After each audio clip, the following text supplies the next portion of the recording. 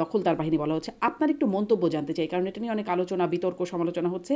এটির সাথে, সাথে আরেকটু যোগ করে দিই। প্রশ্নটা একটু বড়ই হবে। আপনি একসাথে যদি বলেন যে জামায়াত নেতা মুফতি কাজী ইব্রাহিম তিনি ১৬ই ডিসেম্বরকে বলছেন কালো দিবস। ডাকসুর নেত্রী জুমা, ফাতিমা তাসনিম জুমা, তিনি বলছেন সহস্র শহীদ মুক্তিযুদ্ধে, সহস্র শহীদ। এবং তিনি আরেকটি পোস্ট শেয়ার করে বলছেন বঙ্গবন্ধুকে বঙ্গবন্ধু নামে ডাকা যাবে না, মানে তার পক্ষে না। তিনি সিডিআই এই শব্দটি ব্যবহার করছেন, মানে এই শব্দ লেটারগুলো ব্যবহার করছেন। আর টকশোতেও দেখলাম বঙ্গবন্ধুকে বিশ্বাসঘাতক বলা হচ্ছে। আপনি আসলে সার্বিক মানে মানে এই বিষয়গুলো কি খুব স্বাভাবিক মনে হচ্ছে? এরকমটাই হবার কথা, নাকি আপনি কোথাও কোনো অস্বাভাবিকতা বা শঙ্কার কিছু দেখেন? প্রথম বিষয়টি হচ্ছে বিভিন্ন বক্তারা মুক্তিযুদ্ধ নিয়ে নানান ধরনের বক্তব্য দিচ্ছেন, যেমন আপনি ইব্রাহিম সাহেবের কথা বলেছেন। উনি এর আগে করোনা ভাইরাসের একটা ওষুধ আবিষ্কার করেছিলেন, যেটা অ্যালজেব্রা বইয়ের একটি অঙ্ক ছিল। এবং এরপরও তিনি বিভিন্ন সময় বিভিন্ন ধরনের কথা বলেছেন। এবং আগের সরকারের সময় তিনি কিন্তু সেই সরকারের সমর্থনও কথাবার্তা বলেছিলেন। তো এই ধরনের ব্যক্তিবর্গ আসলে আমার ধারণা যে বিভিন্ন সরকারের সময় সুবিধা নিতে চান অথবা এক ধরনের সেফটি বজায় রাখতে চান, এই কারণে নানান ধরনের মন্তব্য করে থাকেন। তার নানান ধরনের অসংলগ্ন মন্তব্য কিন্তু আগেও আমরা শুনেছি। বিভিন্ন ওয়াজে তাকে নিয়ে ট্রলও করা হয়। তো সেই জন্য আমি এটাকে খুবই গুরুত্বের সাথে দেখছিলাম। তবে প্রকাশ্যে এই ধরনের বক্তব্য দিলে আমাদের আইনে সম্ভবত এই বিষয়ে প্রতিকার রয়েছে। আহ, ফলে আমি জানি না রাষ্ট্র কিংবা সরকার এই বিষয়ে কোনো ব্যবস্থা নেবেন কিনা। তবে নেবেন বলে মনে আমার হয়? মনে মানে হয় যে নেবার মতো অবস্থা দেখেন? মানে আমি আপনি আমি জানি না, আমি আচ্ছা, জানি না, আচ্ছা। কিন্তু যেহেতু আহ, সরকার আছেন, ফলে সরকার এই মন্তব্যগুলিকে কিভাবে দেখেন এটা আসলে একটা পর্যবেক্ষণ করার মতো বিষয়। দ্বিতীয় হচ্ছে ডাকসুর একজন সম্পাদিকা, তিনি সহস্র লিখেছেন এবং এটা যে ডেলিবারেট এটা বোঝা যায়। কেননা কোনো ব্যক্তি বলবে না যে মুক্তিযুদ্ধে সহস্র শহীদ হয়েছে। হ্যাঁ, মানে শুধু ডাক্তার, প্রকৌশলী, বুদ্ধিজীবী, পুলিশ, সেনাবাহিনী এবং ইকবাল হল, জগন্নাথ হল সহ বাংলাদেশের বিভিন্ন জায়গাতে যদি যোগ করা হয় তাহলে এটা কয়েক সহস্র হয়ে যায়। ফলে আহ এটা আসলে সঠিক নয় যে মাত্র কয়েক সহস্র শহীদ। এটি তিনি লিখেছেন, আমার ধারণা এটা ডেলিবারেট, এটা এক ধরনের বিতর্ক তুলে দেওয়ার জন্য করা। আর এরপরে আরেকটি যেটি আপনি বললেন, সেটি হচ্ছে আরেকটি মন্তব্যের কথা বিসিএস আপনি বলেছিলেন, বিসিএস পরীক্ষার প্রশ্ন করছেন। বিসিএস এর প্রশ্ন। বিসিএস এর প্রশ্ন অবশ্যই ইচ্ছাকৃতভাবে এইভাবে করা হয়েছে। আমাদের মুক্তিযুদ্ধ কখনোই প্রতিরোধ যুদ্ধ নয়।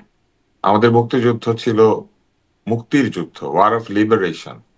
এটি একটি মুক্তিযুদ্ধ, মানে হচ্ছে একটি জাতির মুক্তির আকাঙ্ক্ষায় সশস্ত্র যুদ্ধ। এটিকে শুধু প্রতিরোধ যুদ্ধ বলা যেতে পারে না। আহ, এবং আক্রমণকারী, দখলদার এইভাবে কোনো বাহিনীকে আহ, বলা ঠিক নাই, কারণে যে কারা আত্মসমর্পণ করেছিল সেটা পরিষ্কার ইতিহাসে আছে। পাকিস্তানি বাহিনী আত্মসমর্পণ করেছিল। কারা আক্রমণ করেছিল সেটাও আছে, পাকিস্তানি বাহিনী আক্রমণ করেছিল।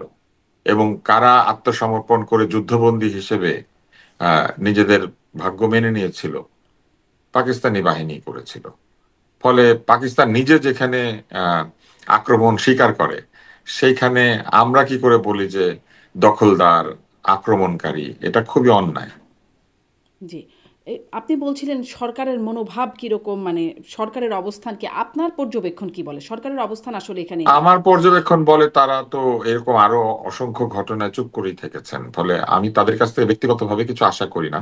কিন্তু তারপরেও পর্যবেক্ষণ করতে হবে, এই জন্য যে তারা তো সংবিধানের অধীনে শপথ গ্রহণ করে সরকার হয়েছেন। এবং সেই সংবিধানে মুক্তিযুদ্ধ নিয়ে এরকম কটূক্তি করার সুযোগ আছে কিনা সেটা তাদের একবার পড়ে দেখা উচিত। বা তারা যে নতুন সংবিধান তৈরি করছেন সেখানেও কি মুক্তিযুদ্ধ নিয়ে এরকম কটূক্তি করার সুযোগ থাকবে, সেটাও তাদের পরিষ্কার করে বলা উচিত। কারণ তারা তো সংবিধানে প্রচুর সংস্কার আনছেন। তো আমরা কি বুঝবো যে সংবিধানের এই সংস্কারগুলি কি আসলে আমাদের মুক্তিযুদ্ধ নিয়ে এরকম মন্তব্য করার সুযোগ দেবে মানুষকে? কারণ এই মুক্তিযুদ্ধ কিন্তু আহ কোন একটি দল বা মতের নয়, এই মুক্তিযুদ্ধ পুরো জাতির ছিল। এমনকি আমরা এখনো ইন্টারনেটে প্রফেসর মোহাম্মদ ইউনূসকে দেখি যে তিনি তখন কথা বলছেন মুক্তিযুদ্ধের পক্ষে। তাহলে এটা তো আমাদের জানতে হবে যে আসলে তারা এই ধরনের কটূক্তিকে আসলে অ্যালাউ করেন, বা এই ধরনের কটূক্তি হোক সেটা তারা চান। এই যে মানে যে সহস্র আপনি বলছিলেন সবকিছু ডেলিবারেট, আপনি শব্দটি ব্যবহার করছিলেন মুক্তিযুদ্ধের শহীদ। সবকিছু ডেলিভারেট না, আমি প্রথমটাকে বলেছি যে ওনার এই ধরনের অভ্যাস আছে। হ্যাঁ, উনি বিভিন্ন জায়গাতে এরকম উল্টাপাল্টা বিতর্কিত আগেও বলা। বলেছেন। হুম, মানে ওনার নানান ধরনের অযৌক্তিক কথা উনি বলেন। কিন্তু পরের যে দুটি আমি বলেছি সেই দুটি জি, ইচ্ছাকৃত। মানে জুমার সেই বক্তব্য তার ফেসবুকে লেখা এবং এবং হ্যাঁ, বিসিএস কারণ এর বিসিএস এর এত প্রশ্নে। শিক্ষিত উচ্চ হুম, শিক্ষিত একজন ইচ্ছা করে সহস্র না লিখলে এটা ভুল করে হবে না। মানে এটাকে আপনি একটা হাজার এটাকে লিখতে একটা গিয়ে বা হ্যাঁ। আপনি হাজার লিখতে গিয়ে বাজার লিখতে পারেন, কিন্তু আপনি লক্ষ কিংবা আহ, কয়েক লক্ষ লিখতে গিয়ে কয়েক হাজার লিখতে পারেন না। আর সহস্র বানানটা তো একেবারেই হুম, হুম, আলাদা, তাই না? সহস্রের সঙ্গে মিলিয়ে আপনি অজস্র, তাই না? এরকম মিল হবে, তো সেটা তো মিলবে না। ফলে এটা ইচ্ছাকৃত ভাবে লেখা। হুম, ইচ্ছাকৃতভাবে মানে এটি আমি দেখছিলাম প্রভাবশালী অনলাইন অ্যাক্টিভিস্ট পিনাকি ভট্টাচার্য তিনি তার একটা কন্টেন্টে বলছিলেন যে এই সংখ্যাটা 2000 হবে মুক্তিযুদ্ধের শহীদের সংখ্যা। আমার এই অনুষ্ঠানেই ফাতিমা তাসনিম জুমা মানে ডাকসু নেত্রী এবং মুক্তিযুদ্ধ বিষয়ক সম্পাদক তিনি বলেছেন যে জুলাই বিপ্লবেও মানে শহীদের সংখ্যাটা 2000। একটা ন্যারেটিভ স্থাপনের কোনো চেষ্টা মানে সেই ডেলিভারির চেষ্টা কিছু চলছে কিনা, নাকি এটাও একটা কাকতালীয় ব্যাপার? এখন যদি কেউ একটা ইতিহাস তৈরি করার চেষ্টা করে, আমরা তো সেই তাদের মুখ আমরা বন্ধ করতে পারবো না। আমাদের যেটা বলতে হবে সঠিকটা বলতে হবে। কেউ 2000 বলুক আর 20,000 বলুক আর 20 লক্ষ বলুক, মূল বিষয় হচ্ছে কোনটা সত্য আর কোনটা মিথ্যা। একটা পরামর্শ শুধু আমি দেব, মিথ্যা বলার সময় যদি এরকম মিথ্যা কেউ বলে যেটা শুনলেই বোঝা যায় হুম। মিথ্যা, তাহলে তো এটা চিন্তার বিষয়। কারণ মিথ্যাটাও যদি কেউ ঠিক মতো গোছাতে না পারে, তাহলে তো আমাদের প্রশ্ন করতে হবে যে এত পড়াশোনা করে আসলে কি লাভ হলো। জি। আপনি বলছিলেন সেই মুফতি কাজী ইব্রাহিমের বক্তব্য যে তিনি আগেও এরকম বিতর্কিত মন্তব্য করেছেন। কিন্তু হ্যাঁ, জামায়াতের আমার মনে আছে নায়েবে আমির। করোনার সময় উনি একটা হ্যাঁ, ফর্মুলা দিয়েছিলেন, বলেছিলেন যে এই ফর্মুলা তো ওষুধ বানানো যাবে বা টিকা বানানো যাবে কিছু একটা। আমি কদিন মাঝে আগেও মাঝে তিনি দেখছিলাম করোনার সময় তিনি তিনি এরকম আর বক্তব্য একটা দিতেন। বলছিলেন, তিনি সম্ভবত বলছিলেন যে ভূমিকম্পের কারণ হচ্ছে দোভালের সাথে আমাদের আমাদের নিরাপত্তা উপদেষ্টা খলিলুর রহমান যে উনি বৈঠক মাঝে মাঝে এরকম এটা বলেন, হচ্ছে আমি দেখেছি ভূমিকম্পের কারণ। ইন্টারনেটে এরকম অনেকেই আছেন, তারা নানান ধরনের কথা বলেন। হুম, তো এই কথাগুলি মানুষকে হয়তো তাৎক্ষণিকভাবে এক ধরনের আনন্দ দেয়, কিংবা মানুষ হাসে, কিংবা মানুষ উপেক্ষা করে চলে যায়। কিন্তু বারবার এরকম বলতে থাকলে এটাও চিন্তা করতে হবে যে আসলে আহ এই কথাগুলি কি আসলে ইচ্ছাকৃত, হুম। নাকি এগুলা ভুল করে বলা, নাকি আহ এক ধরনের মানসিক অবস্থার কারণে এগুলি তারা বলছেন। এটা আসলে চিন্তার বিষয়, কারণ আমি এটাও বহু আপনার মানুষ কাছে তো তাদের কথা শোনে। জি, এইজন্য বহু মানুষ তাদের কথা শোনে। এটাও আপনার কাছে জানতে মানে আপনার পর্যবেক্ষণ জানতে চাই যে হাসে, উপেক্ষা করে, আমলে নেয় কত? কারণ আমি এটাও একটু যোগ করি জামাতে এটা নায়েবে আমি আমির, জানি না। জামাতের আপনি নামে আমি একটু পুরোটা বলি তাহলে আপনি একসাথে মিলিয়ে যদি উত্তরটা দেন। যে প্রফেসর মুজিবুর রহমান তিনি বলছেন যে ইসলামী আইন প্রতিষ্ঠা করব, প্রয়োজনে জিহাদ করে ইসলামী আইন প্রতিষ্ঠা করব। মানে এই বিষয়গুলো এখন একটু যোগ করে দিচ্ছি যে এগুলো আসছে। এর আগেও তো আসছে এরকম শরিয়া কথা আইন, তারা আগেও বলেছেন, শরিয়া এই আইন। শব্দটা বা হুম, হুম। এগুলো তারা আগেও বলেছেন, এটা নতুন কোনো কথা না, নতুন এগুলো কোনো বহু কথা আগের না। কথা। এগুলো মানুষ আমলে নিচ্ছে কতটা আসলে বা এটা আমি মানুষের জানি না আসলে, যদি আমলে নিত তাহলে তো হয়েই যেত। নিশ্চয়ই এখনো ওই পরিমাণ মানুষ আমলে নেয় নাই, যে জন্য এখনো হয় নাই, এখনো তাদেরকে বলতে হচ্ছে। কিন্তু কত লোক আমলে নেবে এটা আসলে, বা কত লোক নিল এটা বলা খুবই কঠিন। ভোট হলে বোঝা যেত, ওনারা ভোটে দাঁড়াবেন, একটা প্রকাশ্য ভোট হবে, মানুষ যদি সত্যি সত্যি ওনাদের প্রতি সমর্থন দিয়ে দেয় অনেক কোটিতে কোটিতে, তাহলে বুঝতে হবে মানুষ এসব কথাকে আমলে নিচ্ছে। কিন্তু জরিপ যদি আইআরএর জরিপটা দেখি ওয়াশিংটন ভিত্তিক সেই জরিপ প্রতিষ্ঠান। জরিপ আমি একদম বিশ্বাস করি না শারমিন, জরিপের কোনো বেল নাই। মানে জরিপ যে যেভাবে করে সে সেভাবে হয়। মানে আর আইআরআই জরিপ তো তাদের অতীত ইতিহাসের কারণে এখন বেশ প্রশ্নবিদ্ধ। কারণ আইআরআই তো বলেছিল যে 70% লোক শেখ হাসিনাকে পছন্দ করে, হুম, তারপরে এক বছর না যেতেই ওনাকে চলে যেতে হয়েছে, সরকারের পতন হয়েছে। আইআরআই কি আসলে ঠিক মতো জরিপ করে কিনা এটা এখন চিন্তার বিষয়। তাহলে আইআরআই এর কি উদ্দেশ্য কি মানে এরকম জরিপ কেন? জানি না উদ্দেশ্য কি, তারা প্রায়ই জরিপ করে, এরকম ইলেকশনের আগে হলে একটু বেশি জরিপ করে, হুম, বিভিন্ন রাজনৈতিক ডামাডোলে জরিপ করে, আর প্রত্যেক বছর একটা জরিপ করে এই জনপ্রিয়তা কার, কতটুকু অ্যাপ্রুভাল, এইসব করে। আমার ধারণা এগুলো দিয়ে এক ধরনের ওপিনিয়ন সেট করার চেষ্টা থাকে। এই প্রতিষ্ঠানগুলো নিজের নাম জানানোর একটা চেষ্টা থাকে যে আইআরআই জরিপ করে। হ্যাঁ, তো নিজের নাম প্রকাশ করারও বা নিজের নাম পরিচিত করে তোলার একটা ইচ্ছা থাকে এগুলোর জি। পেছনে, ওই নানান ধরনের এজেন্ডা থাকে। তার চেয়ে বড় কথা হলো এগুলো তো বিদেশি ফান্ডেড প্রতিষ্ঠান, হয়তো জরিপ একটা করতেই হবে, তাদেরকে বলে দিয়েছে হুম, যে বছরে একটা জরিপ করতে হবে, ফলে তারা হয়তো করতে হবে বলেই জরিপ করে, আমরা তো জানি না। আচ্ছা। মানে আমি আপনি বলছেন যে জরিপের তাদের নিজস্ব প্রয়োজনীয়তা থাকতে পারে, বক্তব্যের ইম্প্যাক্ট না কি, মানে এবং তার সাথে ধরেন এনজিও গুলি ফান্ড আনে, হ্যাঁ। ফান্ড আনলে ফান্ডটা ইউজ করতে হয়। তো ওদের কাছে নিশ্চয়ই টাকা আসে, এখন জরিপ না করলে তো এই টাকা ফেরত চলে যাবে। তা আমার ধারণা হয়তো এই জন্যই তাড়াহুড়া করে একটা জরিপ করেছে, কারণ এই ধরনের জরিপে না কখনো আমি কোনোদিন রেসপন্ডেন্ট হই নাই। হুম। মানে অনেক বছর ধরে তো এরকম জরিপ হয়, কিন্তু কোনোদিন আইআরআই বা ডেমোক্রেসি ইন্টারন্যাশনাল কিংবা ধরেন এরকম বিশিষ্ট সংস্থা যারা জরিপ করে হুম। কোনোদিন আমাকে জরিপে ডাকে নাই। তো ধরেন এত বছর ধরে, এত দিন ধরে আছি এখানে, একসময় তো তরুণও ছিলাম, তাই না? তরুণ বয়স থেকে এই 57 বছর হয়ে যাবে হয়তো। তো এই বয়স পর্যন্ত তো আমি আহ, একবারও জরিপে কেউ আমার কাছ থেকে জানলো না। তো আমার আপনাকে কাছে ডাকে মনে নাই, হয় যে তাহলে আপনি কার কাছে দেখেছেন জিজ্ঞেস কাউকে, করে। কাউকে ডেকেছে বলে আপনার চেনা জানা কাউকে কখনো দেখেছেন? না, আমার কারণ পরিচিত আমাকেও ডাকে নাই কাউকে আমি কখনো। রেসপন্ডেন্ট হতে শুনি নাই। এখন তারা নিশ্চয়ই কোথাও না কোথাও জরিপ করে, হুম। তারা মতামত দেয়, কিন্তু ধরেন এত বছরে আমি একবারও মতামত দিতে পারিনি। অনেকটা কিছু লোক বলে না যে জীবনও ভোট দিতে পারি নাই, হুম। ভোট দিলে ভোট গুনে নাই, ওরকম আমিও বলতে পারি জীবনও কোনো জরিপে অংশ নিতে পারি নাই। মানে জরিপের স্যাম্পল সাইজটাও তো আসলে খুব কম, কিন্তু জরিপেরও একটা ইম্প্যাক্ট আছে কিনা। আপনি বলছেন জরিপ আপনি আমলে নেন না, কারণ হচ্ছে 53% মানুষ বলছে তারা জামাতকে পছন্দ করে, 51% মানুষ, মানে এই যে বয়ানগুলোর কথা বলছিলাম সেগুলো কতটা আমলে নেয় সেই প্রশ্নের সাথে সাথে এই জন্য এটা আসছে যে জরিপও বলছে 53% মানুষ জামাতকে পছন্দ করে, 51% মানুষ। জরিপকারীদের কি করা উচিত জানেন? জরিপকারীদের জরিপ করার পর একটা থার্ড পার্টিকে দিয়ে এই জরিপটা ভ্যালিডেট করানো উচিত। কারণ এই জরিপটা পুরোপুরি তো আমরা দেখি নাই। এই জরিপের স্যাম্পল সাইজ কত, কিভাবে তারা স্যাম্পল সিলেকশন করেছেন, কিভাবে তারা এরিয়া সিলেকশন করেছেন, কোন ধরনের শিক্ষাগত যোগ্যতার মানুষের কাছে গিয়েছেন, কাদেরকে জরিপকারী হিসেবে পাঠিয়েছেন, যেসব অঞ্চলে পাঠিয়েছেন সেই সব অঞ্চলের ডেমোগ্রাফি থেকে শুরু করে পলিটিক্যাল ডেমোগ্রাফি কেমন, তাই না? তা এটা দিয়ে বোঝা যাবে। ধরেন আপনি একটা মাদ্রাসাতে পাঠালেন জরিপের জন্য, একরকম রেজাল্ট আসবে। ধরেন আপনি একটা ইংলিশ মিডিয়াম স্কুলে পাঠালেন বা কলেজে, তাহলে আরেক ধরনের আসবে। তো এই জন্য কিভাবে তারা এই জরিপটা সম্পন্ন করেছেন, কতটুকু এটা সঠিকভাবে সম্পন্ন হয়েছে, এই জিনিসগুলো আসলে একটা থার্ড পার্টি সার্টিফিকেশন থাকলে ভালো। তাহলে আমাদের আর আলোচনা করতে হতো না, ওই তৃতীয় পক্ষই বলে দিত যে না এটা ভালো জরিপ হয়েছে অথবা হয় নাই। আর এই জরিপের ফলাফল ভুল হলে বা ঠিক হলে আমরা তৃতীয় পক্ষকে বলতে পারতাম যে তুমি কি দেখলা, তুমি তো কিছু বুঝো না। যদিও জরিপ এভাবে থার্ড পার্টি ভ্যালিডেশনের কোনো সিস্টেম নাই, কিন্তু আমাদের মতো দেশে এত ধরনের জরিপ হয় যে হুম। আমার মনে হয় বাংলাদেশে যেমন তত্ত্বাবধায়ক সরকার ব্যবস্থা আছে, ওইরকম একটা তত্ত্বাবধায়ক জরিপ ব্যবস্থাও থাকা দরকার। জি, বাংলাদেশে মানে কিন্তু জরিপগুলো নিয়ে সবসময় আলোচনা আবার হয়। আমরা আমাদের গণমাধ্যমে আলোচনা যেমন করি, আপনাদের মন্তব্য জানতে চাই সবসময়।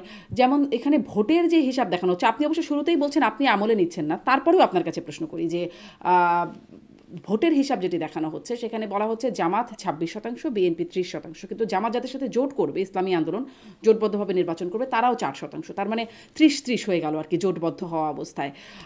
মানে এটি কি ভোটারদের মনেও একটা বার্তা দিচ্ছে কিনা? না, ভোটাররা না জরিপ শুনে কেউ ভোট দিতে চায় না। ভোটাররা এই 15 দিন পরে জরিপের কথা ভুলে যাবে, এবং ভোটাররা কখনোই নিজের ভোটটা এসব জরিপ কিংবা অন্য কিছুর উপর ভিত্তি করে ঠিক করে না। কে জিতবে কে জিতবে না এটা ভোটাররা বাজার থেকে, দোকান থেকে, রিক্সাওয়ালার কাছ থেকে, নিজেদের বন্ধু বান্ধবের সঙ্গে আলোচনার ভিত্তিতে নানান ভাবে ধারণা করতে পারে। ফলে ভোটারদেরকে এটা ভাবলে চলবে না যে তারা আইআরআই কিংবা কোনো কয়েকটা পত্রিকার রিপোর্ট পড়ে তারা প্রভাবিত হয়। তবে পত্রিকাগুলি এগুলি বেশ উৎসাহের সঙ্গে ছাপে। এর অনেকগুলি কারণ আছে। একটি কারণ হচ্ছে এনজিও গুলি সারা বছর নানান ধরনের গোল টেবিল, হুম। নানান ধরনের অনুষ্ঠান এইগুলিতে পত্রিকার পেছনে খরচ করে, এবং পত্রিকাগুলো তাদেরকে দাওয়াত দেয়। আবার এই এনজিও গুলি যেসব অনুষ্ঠান করে সেখানে প্রচুর অপিনিয়ন লিডাররা যান, অর্থাৎ এক ধরনের সিম্বায়োটিক রিলেশনশিপ আছে হুম। এনজিও গুলির সাথে পত্রিকার। তারপর হচ্ছে এনজিও গুলিতে যারা চাকরি করেন অধিকাংশ ক্ষেত্রে আপনি দেখবেন তারা পুরোনো দিনের অ্যাক্টিভিস্ট এবং সমাজতান্ত্রিক দলগুলির লোক বেশি চাকরি করেন। কারণ এদের পরে ক্ষমতার অংশীদারিত্ব হয় না, এরা বহু জায়গাতে চাকরি বাকরিও পায় না, এরা দেখা যায় এনজিও গুলিতে চাকরি করে এবং তাদের যে রাজনৈতিক বিশ্বাস সেই বিশ্বাস নিয়ে এনজিও গুলির মধ্যে লুকিয়ে থাকে। হুম। এবং এই পত্রিকা অফিসে প্রচুর সমাজতান্ত্রিক লোকজন চাকরি করেন। ফলে পলিটিক্যাল এক ধরনের আত্মীয়তা আছে। তৃতীয় হচ্ছে পত্রিকাগুলি রাশিফল কেন ছাপে? জানে এটা মিথ্যা, তারপরে ছাপে কারণ মানুষ পড়ে। পত্রিকাগুলি আপনি দেখবেন যে নানান ধরনের আহ, বিষয়কে হাইলাইট করে, ফ্যাশনে, রান্নায়, এবং অদ্ভুত অদ্ভুত রান্না দেখবেন, সুন্দর ছবি তুলে লিখে দেয় যে এই রান্নাটা দারুণ হয়েছে, ওই রান্নাটা দারুণ হয়েছে। পত্রিকার সম্পাদক এটা কোনোদিন খেয়ে দেখে না, খেলে উনি বুঝতো যে উনি কতদিন হাসপাতালে থাকতো। তো এগুলা ছাপে, কারণ এগুলা মানুষ দেখে। হ্যাঁ, এবং এগুলা দেখে মানুষ এক্সপেরিমেন্ট করে, একটু ব্যস্ত থাকে। গৃহিণীরা এটা রান্না করে হুম, তার বাড়ির সবাইকে খাইয়ে দেন জোরপূর্বক, কারণ এটা না খেলে পরে গৃহিণীর মন খারাপ হবে। সবাই খেয়ে কিছুক্ষণ পরে বাইরে থেকে ঘুরে এসে ফেলে দিয়ে এসে বলে, উফ যা দারুণ, একটু হাওয়া খেয়ে এলাম, আসলে বাইরে গিয়েছিল বমি করতে। এরকম অনেক খাবার হয়, বুঝছেন। হুম, আপনার মনে আছে হুমায়ুন আহমেদ একটা নাটকের মধ্যে হাঙ্গেরিয়ান গুলাশ রান্না করেছিল, আমরা যখন ছোটবেলায়। হুম, হ্যাঁ, এবং এই গুলাশ খাওয়ানোর জন্য নায়িকা সবাইকে চেষ্টা করছিল, কারণ সে গুলাশ রাখছে। হুম, হ্যাঁ, পরে আমরা হুম, জেনেছি যে গুলাশ জিনিসটা আসলে মাংসের ঝোল এক ধরনের, মানে ঝোলের মধ্যে ডুবানো মাংস। হুম, কারণ পরে আমি গুলাশ খেয়েছি। তো এরকম আর কি গুলাশ জাতীয় জিনিসপত্র নাটকে বলেন হুম। এরকম থাকে। মানে এই পত্রিকাগুলো জরিপগুলো সেই অনেকটা আনন্দে হাঙ্গেরিয়ান জরিপগুলি গুলাশ। ছাপে। এগুলো এক ধরনের গুলাশ, আচ্ছা, হাঙ্গেরিয়ান হাঙ্গেরিয়ান গুলাশ গুলাশ। মানে এটা হ্যাঁ, পত্রিকা, এবং আমি কেন, এনজিও বা হ্যাঁ, মানে জরিপকারীদের আগ্রহ থাকতে পারে, ভোটের বা ভোটারদের উপর খুব বেশি ইম্প্যাক্ট। হ্যাঁ, হ্যাঁ, আমি কেন কেন হাঙ্গেরি পোল্যান্ড এগুলার কথা বলছি, এটার পেছনে একটা কারণ আছে। এই গুলাশ হাঙ্গেরি পোল্যান্ড এসব জায়গা থেকে তৈরি হয়ে আসছে। আচ্ছা, এবারে একটু জরিপ থেকে আসি, একটু আদালতের দিকে তাকাই যে উম, টিউলিপ সিদ্দিকীর বিরুদ্ধে যে রায়টি হলো সেটা নিয়ে বেশ আলোচনা হচ্ছে যে দুদকের মামলার রায় প্লট নিয়ে তিনি এটা খুবই হাস্যকর। শেখ হাসিনাকে রায় দিয়ে চাপ দিয়েছেন, প্রভাব খাটিয়েছেন শেখ রেহানা মানে শেখ হাসিনার বোনকে প্লট বুঝিয়ে দিতে। এটির সাক্ষী হিসেবে দুজন আছেন, তারা শুনেছেন কিন্তু কোনো মানে রেকর্ড বা এভিডেন্স কিছু দেখানো যায় নাই। কিন্তু আবার আদালত কনভিন্স হয়েছেন, রায়ও দিয়েছেন 2 বছরের শাস্তি। হাস্যকর বলে ফেললেন আপনি, একটু ব্যাখ্যা শুনি। না, মানে অভিযোগটা আমার কাছে হাস্যকর লেগেছে, রায় না। রায় ঠিক আছে, আদালত যে কোনো রায় দিতে পারে। হ্যাঁ, রায় নিয়ে আমরা কিছু বলবো না, কিন্তু অভিযোগটা খুব হাস্যকর। কেননা আপনি চিন্তা করেন, এইরকম মানে প্রবল পরাক্রমশালী হুম, স্বৈরতান্ত্রিক শাসক, যার ভয়ে বাঘে মহিষে হুম, হুম, এক ঘাটে পানি খায়, জামাত শিবির আর ছাত্রলীগ একসাথে রাজনীতি করে যার ভয়ে, তাই না? তো এইরকম একজন নেত্রী, উনি কাকে প্লট দিবে, এইটা চাপ দিয়ে প্লট দিচ্ছে আর কি। মানে এইটা বেশ মনে হয়েছে আমার কাছে যে অভিযোগটা বেশ হাস্যকর। আর হচ্ছে কাউকে কিরকম চাপ দিয়ে নেওয়ার কোনো দরকার আছে? যার নাম বলা হচ্ছে তার যে পরিচিতি, উনি সরাসরি কোথাও ফোন করলেই তো কাজ হয়ে যাইতো। তো আমার কাছে মনে হয়েছে যে আসলে কমন সেন্সে অভিযোগটা খুবই জি। অদ্ভুত। কিন্তু আপনি যেটি মানে বললেন যে রায় তো দিতেই পারেন, অভিযোগ তো আমার তো মনে হয় অভিযোগ যে কেউ করতে পারেন, আমি আপনার বিরুদ্ধে, আপনি আমার বিরুদ্ধে অভিযোগ করে দিতে না, পারেন। অভিযোগ তো কিন্তু করতেই রায় পারেন, হ্যাঁ রায় ও চলে না। আসতে পারে তার প্রেক্ষিতে এরকম। হ্যাঁ, আসতে পারে, বিচারক তার রায় তার তার মতামত অনুযায়ী, তার স্বাধীন ইচ্ছা অনুযায়ী দিবেন। বিচারক যদি কনভিন্সড হন, ওনাকে তো দায়িত্ব দেওয়া হয়েছে বিচার সবার কাছে করার জন্য। হাস্যকর মনে হচ্ছে কিন্তু রাষ্ট্র তাকে বিচারক হিসেবে নিয়োগ করেছে, নিশ্চয়ই তার বিচারের সে দক্ষতা আছে বলেই করেছে। ফলে বিচারক যে রায় দিবেন আমাদেরকে সে রায় মেনে নিতে হবে। সংক্ষুব্ধ ব্যক্তি যার বিরুদ্ধে রায় হয়েছে তিনি চাইলে অ্যাপিল করবেন, কিন্তু আমরা বাইরে থেকে রায় ঠিক হয়েছে না ভুল হয়েছে এটা বলতে পারি না। জি। আরেকটি আদালতের আরেকটি রিট নিয়েও একটু কথা বলি যে বর্তমান অন্তর্বর্তী সরকারের বৈধতা বা শপথ সেটি নিয়ে প্রশ্ন তুলেছেন আদালতে। আইনজীবী গেছেন, আইনজীবী মহসিন রশিদ। তিনি এই প্রশ্নের প্রেক্ষিতে আদালত রায় দিয়েছেন যে অন্তর্বর্তী সরকারের শপথ বৈধ। মানে এরকম কি ভাবার সুযোগ ছিল? মানে আইনজীবী আসলে কি ভেবেছিলেন সেই প্রশ্নটিতে করা তো একটু হাস্যকর, কিন্তু বাস্তবতা কি এরকম যে মোহসেন আদালতে মানে এটা নিয়ে একটা রিট করলে আদালত বলে দেবেন যে এই সরকার অবৈধ, এরকম কি কোনো অবকাশও ছিল কিনা বা বাস্তবতাও আছে কিনা এই রিট করার না, উদ্দেশ্য কি? মোহসিন রশিদ সাহেব কেন এটা করেছেন আমি জানি না। মোহসিন রশিদ সাহেব এটা ব্যাখ্যা দিতে পারবেন। ওনাকে আমি ছোটবেলায় চিনতাম, একসময় রোটারি ক্লাব করতেন হুম, এবং খুব সুন্দর কথা বলতেন। এখনো রোটারি করেন কিনা আমি জানি না। ওই সময় আমি রোটারি ক্লাব করতাম। আমি 11 বছরের বেশি রোটারি ক্লাবের সাথে যুক্ত ছিলাম, আর 18 থেকে প্রায় 32 বছর পর্যন্ত। কেননা আমার যখন বয়স 30 তখন আমি একটি পদে ছিলাম রোটারি ক্লাবের। ফলে আমার 31 বছর হলো, এবং পদে থাকলে আরো 1 বছর এক্সটেনশন পাওয়া যায়। তা আমি 32 বছর পর্যন্ত প্রায় রোটারি ক্লাবে ছিলাম, কিন্তু আমি ছেড়ে দিয়েছিলাম। আমার ওই 31 ইয়ারই ছেড়ে দিয়েছিলাম। ছেড়ে দিয়ে আমি পরে রোটারিও করেছি। আমি রোটারি ক্লাবের কিন্তু প্রেসিডেন্ট ছিলাম, রোটারি ক্লাবের প্রেসিডেন্ট ছিলাম, ডিস্ট্রিক্ট হুম, লিডার ছিলাম, মানে সারা বাংলাদেশের। তো ওনাকে আমি চিনতাম আর কি, ভালোভাবে চিনতাম, ঘনিষ্ঠভাবে। তা আমি কখনো উপলব্ধি করি নাই যে উনি এরকম একটা রিট করবেন, যে রিটটার উত্তর উনি জানেন হুম, আসলে হুম, কি উত্তর আসবে। ফলে কি উদ্দেশ্যে উনি এটা করেছিলেন উনি ভালো করে জানেন। কারণ উনি আরেকবার বৈধতা দিয়েছেন, মানে আদালত আরেকবার বলেছে যে এই রেফারেন্স বৈধ, এই সরকার বৈধ, মানে এই সরকারকে একটা বৈধতার সিল উনি এনে দিয়েছেন। তো সেটা কেন এনে দিয়েছেন উনি সেটা বলতে পারেন। আহ, এই সরকারের বৈধতা নিয়ে তো আর কেউ সেইভাবে প্রশ্ন করছে না, দু একজন ছাড়া। শিশির মুনির প্রশ্ন করেছিলেন আমার মনে আছে, আইনজীবী, হুম। টিভিতে দেখেছিলাম যে উনি বলেছিলেন যে রেফারেন্স নিতে গেলে এই সরকার অবৈধ হয়ে যাবে। এটা হতে পারে যে শিশির মনির ভুল, এটা উনি প্রমাণ করলেন আর কি। আচ্ছা, মানে না, বিভিন্ন টক শোতে অনেকে বলেন মানে এটা প্রমাণ করার জন্য যেটি ভুল, এটার জন্যই হয়তো এটা গেছে। আপনি একটু তো আমি অন্য। জানি না আসলে কোন ভিত্তিতে করেছেন, কিন্তু প্রায় আমি তার হুম। রিল দেখি, ফেসবুকে তাকে দেখতে পাই, উনি চিৎকার চেঁচামেচি করছেন, ওনার বিরুদ্ধেও কেউ চিৎকার চেঁচামেচি করছে কোর্টের মধ্যে এবং কোর্টের বাইরেও। মাঝে মাঝে উনি বেশ ব্লেটেন্ট, মানে বেশ আহ, বেশ এমন কিছু কথা বলেন যেটা খুবই আমার কাছে মনে হয় যে খুবই তার ব্যক্তিগত মতামত জোরালো ভাবে বলে ফেলেন। যুক্তি কম থাকে, একদম আবেগ বেশি শিশির থাকে। মনির কথা বলছেন? না না, মহসিন। মহসিন রশিদের আচ্ছা, কথা আচ্ছা। বলছি। জি, জি, স্পষ্ট। ওনার চেম্বারও আমি গিয়েছি, আমার মনে আছে মতিঝিল এলাকায় তার একটা চেম্বার ছিল, ওইটা এখন আছে কিনা আমি জানি না, সেখানে আমি গিয়েছি।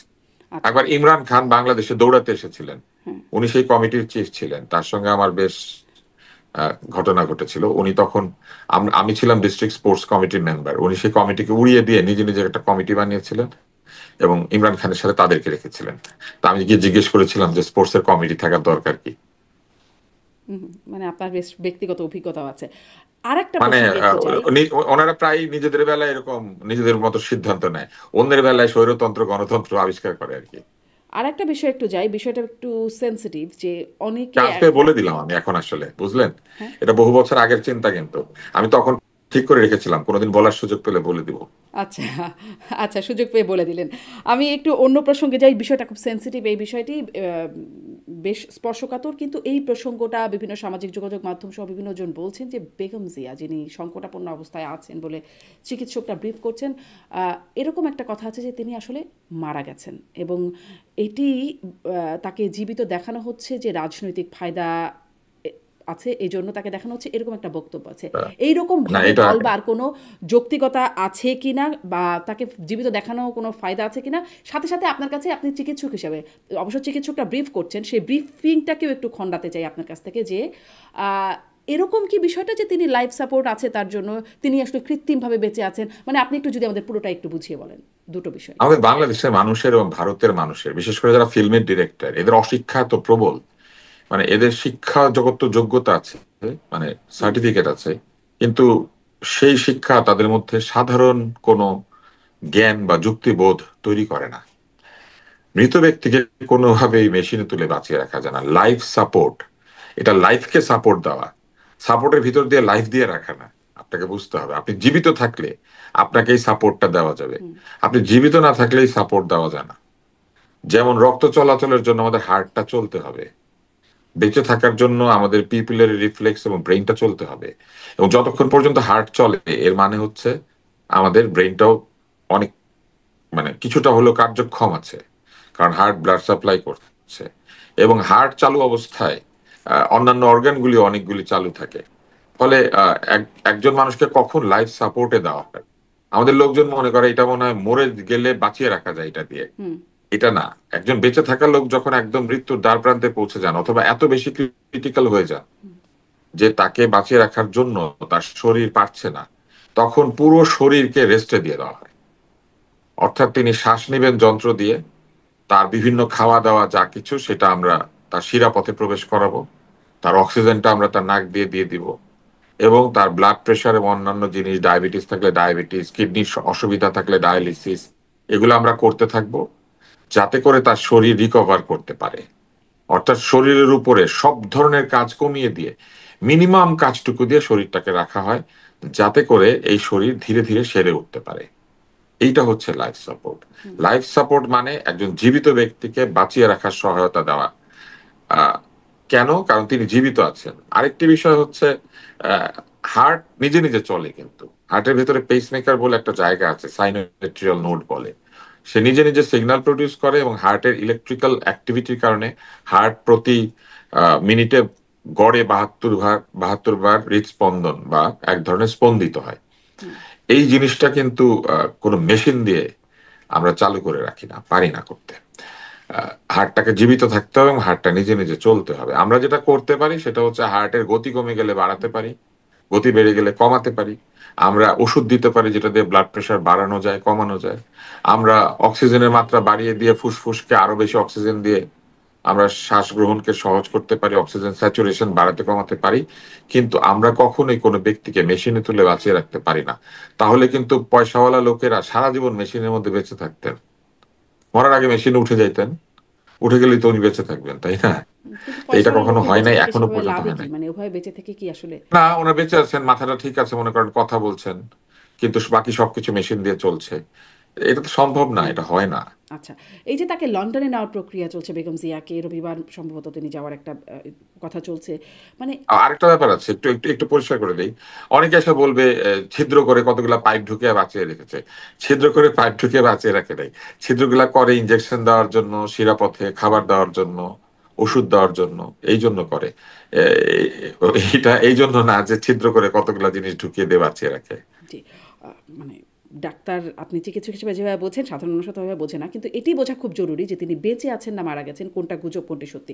আপনার কাছে একটু, লন্ডনে তাকে নিয়ে যাওয়া হচ্ছে, সম্ভবত রবিবারে নিয়ে যাওয়া হবে, মানে এটা একটু এ প্রসঙ্গের বাইরেই জিজ্ঞাসা করি, আমাদের দেশের সর্বোচ্চ হাসপাতালটাতে আসলে কি নাই যেটা লন্ডনের হাসপাতালে গেলে সেটি পাওয়া যায়? আমাদের মানে সবসময় এরকম রাজনীতিবিদ বা বিশিষ্ট ব্যক্তিরা তারা দেশের বাইরে চিকিৎসা নিতে চান, কি আসলে আমাদের দেশে মিসিং এত সেরা সেরা হাসপাতাল, দেশ সেরা হাসপাতাল? এভার কেয়ার বাংলাদেশের দেশ সেরা হাসপাতাল না। বাংলাদেশের সেরা হাসপাতাল এখনো সরকারি হাসপাতাল। এটা আমরা খুব বোকামি করি। আমরা ভাবি যে হাসপাতাল অনেক ঝিকিমিকি হলে, অনেক পরিষ্কার হলে, ভিতরে টাইলস ফিট করা কোনটি থাকলে। সেরা হাসপাতাল? বাংলাদেশের সেরা হাসপাতাল ঢাকা মেডিকেল কলেজ। ওইখানে প্রতিদিন 5,000 রোগী চিকিৎসা পায়, মানে ভর্তি থাকে, অলমোস্ট ভর্তি থাকে 3,500-4,000 রোগী। এবং প্রতিদিন আউটডোরে আপনি দেখবেন কয়েক হাজার রোগী চিকিৎসা নেয়। ওইখানে ওইখানে মৃত্যু হার দেখবেন, আপনি দেখবেন যে সেই মৃত্যু হার বাংলাদেশের যে কোনো হাসপাতালের চেয়ে কম অথবা সমান। আমরা বোকার মতো ভাবি যে এই প্রাইভেট হাসপাতালগুলি বাংলাদেশের সেরা হাসপাতাল। ওইখানে ভালো ভালো যন্ত্রপাতি আছে, না, আমরা ওই যে চাইলে শুনেছিলাম পরে যখন ওখানে আওয়ামী গেলে লীগ আপনি আমলে বেগম সুবিধা পাবেন। জিয়াকে সরকারি হাসপাতালে দেওয়া হবে না, কিন্তু তাদের প্রেফারেন্স ছিল এভার কেয়ার, তখন আসলে না, অনেকেই মনে সেটা তো করতো যার যার ওটা হয়তো ব্যক্তিগত বেস্ট, এই সিদ্ধান্ত। জন্যই তিনি এটা না প্রেফার না, করছেন। এটা না না, এটা ব্যক্তিগত সিদ্ধান্ত। রোগীর সিদ্ধান্ত হচ্ছে, রোগীর অধিকার আছে উনি যে হাসপাতালে চিকিৎসা চান সেটা পাওয়ার। কিন্তু এরপরও যদি আপনি বলেন আরেকটি সেরা হাসপাতাল হচ্ছে বাংলাদেশের মেডিকেল বিশ্ববিদ্যালয়। এটা একটা ভালো হাসপাতাল। এবং কেন আমরা এরকম মনে করি? মেডিকেল কলেজটা ময়লা, মেডিকেল কলেজটা পুরনো, মেডিকেল কলেজে এত ভিড়, মেডিকেল কলেজে গরিব লোকজন ঢুকে, মেডিকেল কলেজের বারান্দায় বিড়াল হাঁটে, সেজন্য আমরা ভাবি যে মেডিকেল কলেজ ভালো হাসপাতাল না। কিন্তু চিকিৎসা যদি সত্যিকার অর্থে পেতে চান, এখনো ঢাকা মেডিকেল কলেজের চাইতে ভালো হাসপাতাল বাংলাদেশে নাই। জি, স্পষ্ট একটু ওটা এইবার একটু আসেন, ওটা একটু আপনি বলেন, যে হ্যাঁ। প্রশ্নটা করছিলেন, কেন বেগম জিয়াকে লন্ডন নিয়ে যাচ্ছেন, এটা কিন্তু আরেকটা প্রমাণ। লন্ডন কি আপনার মনে হয় এরকম একটা দেশ, ইউকে, যেখানে মৃত ব্যক্তিকে প্রবেশ করতে দিবে মেশিনের মধ্যে আছে বলে? উনি বেঁচে আছেন বলে ওনাকে নিয়ে যাওয়া যাচ্ছে। আর আরেকটি বিষয় হচ্ছে, ওইখানে কি আছে যেটা আমাদের দেশে নাই? প্রথমত, ওইখানে যে হাসপাতালগুলি আছে সেই হাসপাতালগুলিতে আমাদের দেশের মতো লোকজন ভিড় করতে পারে না। আত্মীয় স্বজনও যদি যেতে হয়, তার নাম দিতে হয় ওইখানে, এবং তার অনুমতি থাকতে হয়, এবং বলা থাকে যে কতক্ষণ থেকে কতক্ষণ তিনি দেখা করতে পারবেন। আমি ইউকেতে যেহেতু একজন রোগীর সঙ্গে বহুদিন ছিলাম, আহ, আমাদের প্রয়াত মেয়র আনিসুল হক, আমি সেটা একদম কাছে থেকে দেখেছি। এছাড়াও আমি একাধিকবার ইউকেতে গিয়েছি বলে আমার বন্ধুরা ডাক্তার, তো সেখানে জুনিয়ররাও ডাক্তার, সিনিয়ররাও ডাক্তার, আমি একাধিকবার তাদের হাসপাতালে গিয়েছি। তাদের আহ, একটা আরেকটি বিষয় হচ্ছে, তাদের ওইখানে আহ নিবিড় পরিচর্যা আমাদের চাইতে বেটার হবে, এই জন্য যে আমাদের এইখানে শুধু যে এই ভিড়টি রয়েছে তাই নয়। আপনি দেখবেন যে হাসপাতালের ভেতরেও যেমন লোকজন গিয়ে বারবার দেখা করার চেষ্টা করছেন বা হাসপাতালে যাচ্ছেন, বাইরেও আপনি দেখবেন মহা উৎপাত তৈরি হয়েছে। বহু লোক সেইখানে রিল তৈরি করছেন, বহু লোক সেইখানে এমন সব অবস্থা তৈরি করেছেন যেগুলি আসলে অপ্রীতিকর। নানান গুজব, এই সমস্ত কিছু কিন্তু আসলে ডাক্তারদের উপর একটা চাপ সৃষ্টি করে। ওই দেশে গেলে পরে ডাক্তারদের কিন্তু পাত্তাও দিবে না বাংলাদেশে কি হচ্ছে। কিন্তু আমাদের দেশের একজন ডাক্তারের কথা চিন্তা করেন, তাদের উপরে বিরাট চাপ তৈরি হয় এইসব তাহলে কি কারণে। ডাক্তার আব্দুল তুষার এরকম বিষয়টা যে আসলে চিকিৎসা নয়, পারিপার্শ্বিক যে অবস্থাগুলো সেটির একটা রেহাই হিসেবে মানে লন্ডন বা বাইরের চিকিৎসাগুলো? আচ্ছা, হাসপাতালে তারপরে গেছে। আরো আরো রয়েছে এই ধরনের শহরগুলিতে কি হয় জানেন, আন্তর্জাতিক ভাবে সেরা সেরা চিকিৎসকরা একসঙ্গে কাজ করেন।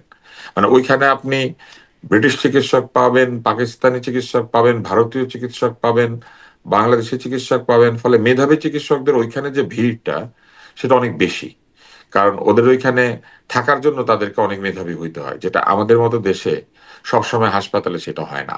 কিন্তু যেটা তাদের সঙ্গে আমাদের সিগনিফিকেন্ট তফাৎ, আমি ডাক্তারদের মেধার কথা অতটা বলবো না, কিন্তু যেটা সিগনিফিকেন্ট তফাৎ সেটা হচ্ছে নার্সিং। তাদের ওইখানে নার্সিং আমাদের চাইতে অনেক উন্নত। তাদের নার্সদের সাথে আসলে মানে অতি উন্নত দেশের নার্সদের তুলনা করা যাবে। ওইখানকার নার্সিং অত্যন্ত উন্নত। হুম, নার্সরা নিজে থেকে সিদ্ধান্ত নিতে পারেন, নার্সরা বহু কিছু করেন যেটা হুম। ডাক্তার আসার আগেই তারা শেষ করতে পারেন।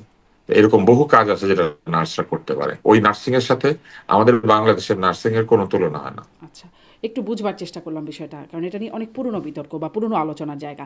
একটু এটা আসে যে এসএসএফ দেওয়া হয়েছে বেগম জিয়াকে, ভিভিআইপি বা অতি গুরুত্বপূর্ণ ব্যক্তি, এটি করবার কি প্রয়োজনীয়তা ছিল? এটা সরকার বলতে পারবেন এসএসএফ তারা কেন দিয়েছেন। হয়তো এই জন্য দিয়েছেন যে এসএসএফ থাকলে পরে ওনারা ধারণা করেছিলেন যে তারেক রহমান দেশে ফিরেন যদি, অথবা তার পুরো পরিবার যদি দেশে ফিরে আসে, তাহলে বেগম জিয়া এবং তার পরিবার এসএসএফ পাবেন। তো সেই হিসেবে ওনারা কিন্তু ইমিডিয়েট তারা তো পরিবার, বলেই দিয়েছেন তার পরিবারের কোনো সদস্য পাবেন না। যদি পরিবারের কোনো সদস্য না পান তাহলে ওইখানে এসএসএফ এর প্রয়োজনীয়তা কি, এটা আমার নিজেরও একটা প্রশ্ন থাকে। কেননা আপনি লক্ষ্য করলে দেখবেন যে ওইখানে হেলিকপ্টার ওঠানামা করানোর একটা আহ, মহড়া হয়েছে। তো এই মহড়াগুলি বা কেন আমি ঠিক বুঝি নাই, এটা সরকার ব্যাখ্যা দিতে পারবেন। যদি শুধু ব্যক্তিগতভাবে ওনার প্রতিরক্ষার প্রয়োজনের জন্য SSF নিয়োগ করা হয়ে থাকে, তাইলে আমি মনে করি যে উনি যখন একদম চলৎ শক্তিতে ছিলেন, উনি যখন এই সুস্থ হয়ে বেশ কিছুদিন তো উনি কাটালেন, তো এই সময়টাতে কেন তাকে এসএসএফ দিল না, তাই না? তখন তো উনি মুভ করছিলেন, আর এখন তো উনি হাসপাতালে। তো মুভিং অবস্থায় কেন এসএসএফ দিল না এটা তো জানি না। জি, মানে এটি আসলে সরকার কেন এরকম সিদ্ধান্ত নিচ্ছে সেটি মানে জানবার। এটা দেখানোর চেষ্টা করলো যে অনেক তাকে সম্মান দিচ্ছে আমরা। এসএসএফ আসলে একটা সম্মানের মতোই আমার কাছে মনে হলো হয়তো, কারণ তা না হলে তাহলে একজন এটি আবার ব্যক্তি বলে যিনি দেওয়া কেন আইসিইউতে যে আছেন, পরিবারের কেউ পাবে না, মানে সম্মানটা শুধু তার, অন্য এবং এটা কারোর একটা না? মজার ব্যাপার, কিন্তু আইসিইউতে তার উনি একলা নাই। আইসিইউতে, আইসিইউ এমন একটা জায়গা, আইসিইউতে আরো পেশেন্ট থাকে, ওনার জন্য হয়তো সেপারেট ব্যবস্থা করা হয়েছে। কিন্তু আপনি যদি এসএসএফ দেন তাহলে তো পুরা পুরা হাসপাতালে এখন এসএসএফ এর প্রতিরক্ষা পাচ্ছে।